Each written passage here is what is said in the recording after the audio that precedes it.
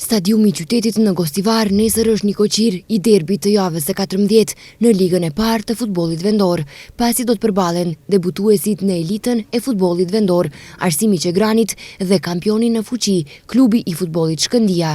Ndeshje kjo që ka rëndësi për të dyja skuadrat. Arsimi aktualisht me 15 pikë është në pozitën e 7, ndërsa Shkëndia e treta me 30 pikë.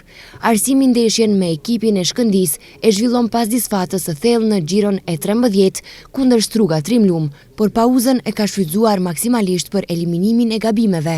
Këtë për televizionin Koha e deklaroi trajneri Vildan Saliu. Këtë pushim të kampionatit për shkak të kombëtarëve kemi shfrytzuar në mënyrë maksimale, që të mundet në mënyrë sa më të përgatitur të mirëpresim këtë ndeshje, këtë derbi siç e potencove edhe ti.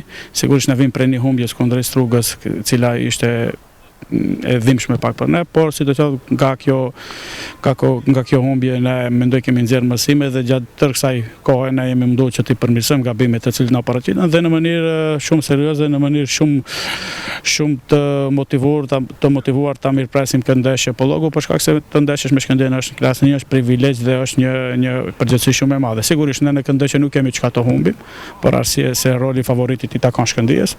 Ne do dalim, do zbresim në fushë, do të japim maksimumin dhe të shpresojmë në rezultat pozitiv. Besoj të gjithë gjemt janë të motivuar, besoj se do të japin maksimumin, do të zbatojnë detyrat në mënyrë të përkryer dhe pastaj t'ia lejmë kohës se si do zhvillohet ndeshja.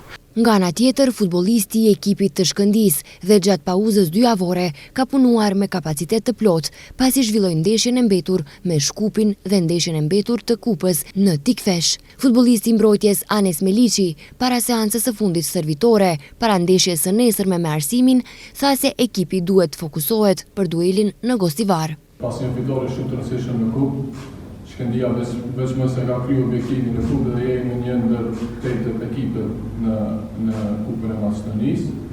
Tashmë gjithë fokusi është në kampionat.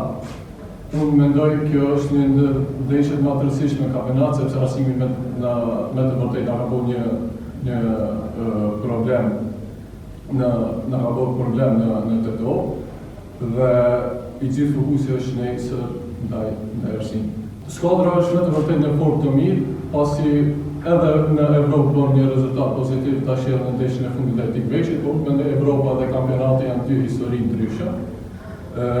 Ne duhet të harrojmë gjithë këto rezultate dhe të fokusohemi nesër ndaj Arsimit. Të dielën në program është edhe ndeshja mes Tikfeshit dhe Bashkimit të Kumanovës, ndërsa java e 14 mbyllet të hënën me ndeshjen Rabotnički Struga Trimlum.